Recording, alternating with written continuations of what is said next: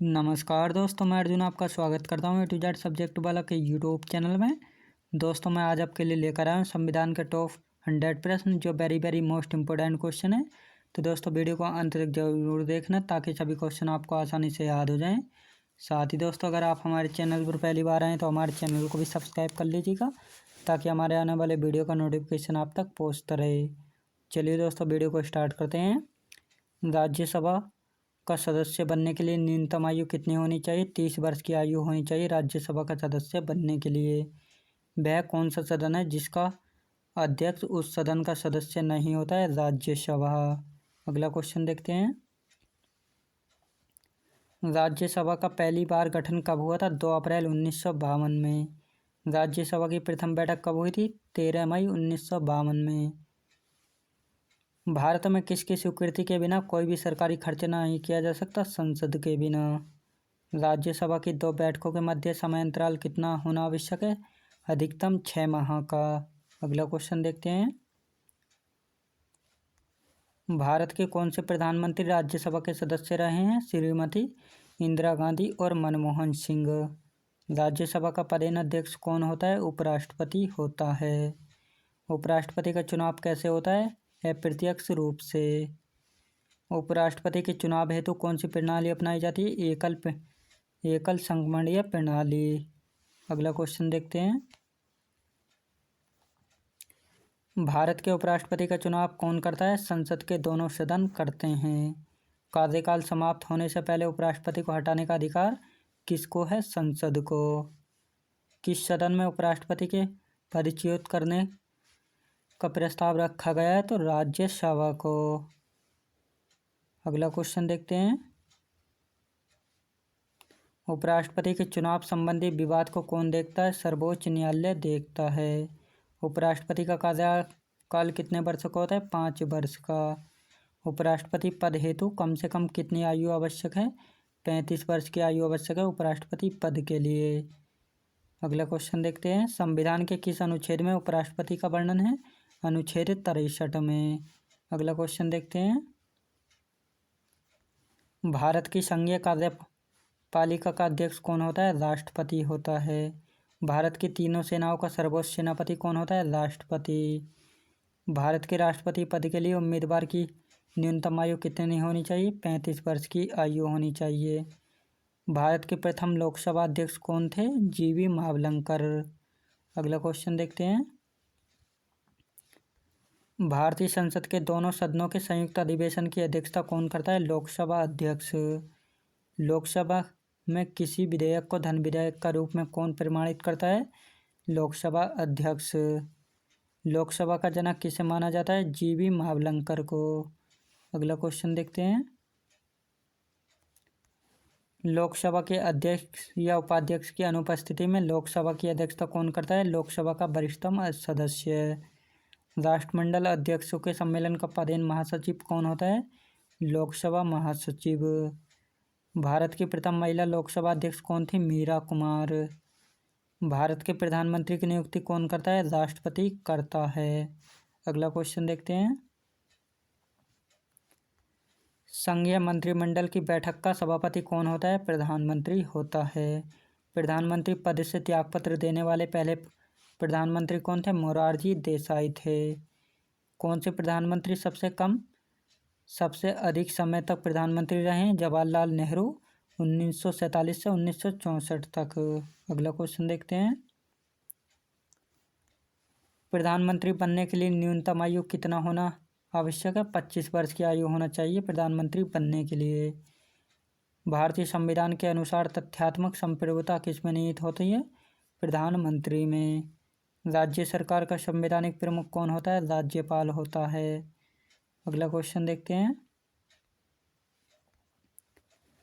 राज्यपाल पद हेतु न्यूनतम आयु कितनी होनी चाहिए? 35 वर्ष की आयु होनी चाहिए। राज्यपाल अपना त्यागपत्र किसे दे सकता है? राष्ट्रपति को।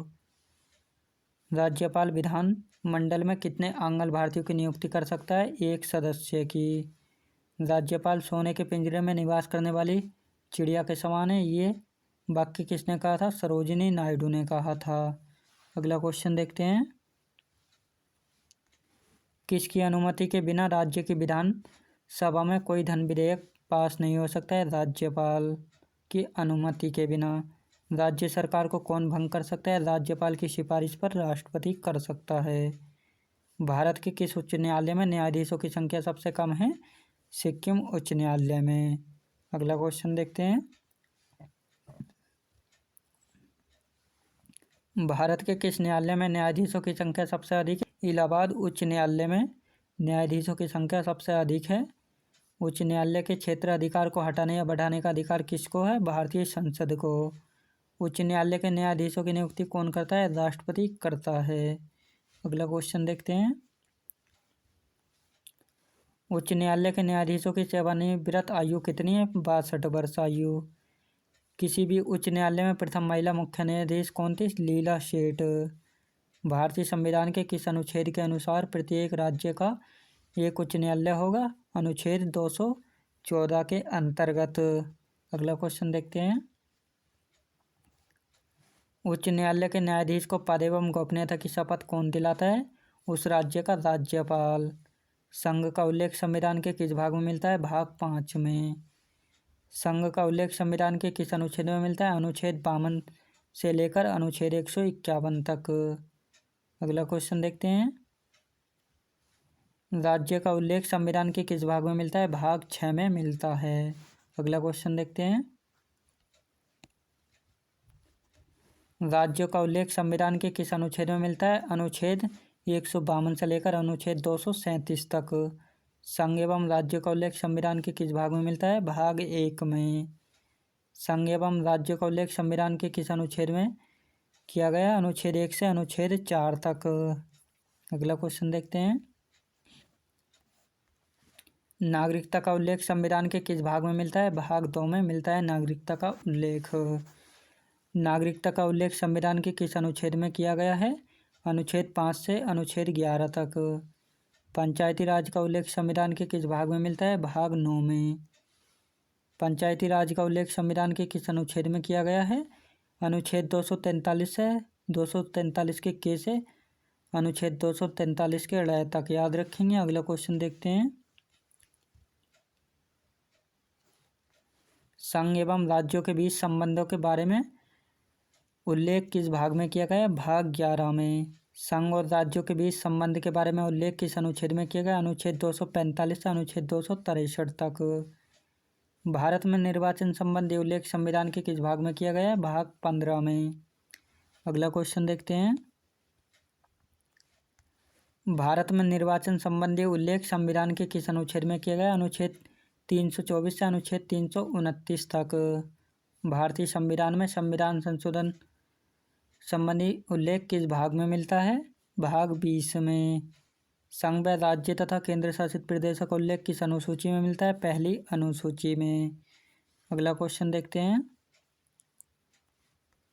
संविधान के किस संशोधन द्वारा दिल्ली को राष्ट्रीय राजधानी क्षेत्र का दर्जा दिया गया है? 69वां संविधान संशोधन के द्वारा, जो कि 1991 में किया गया था।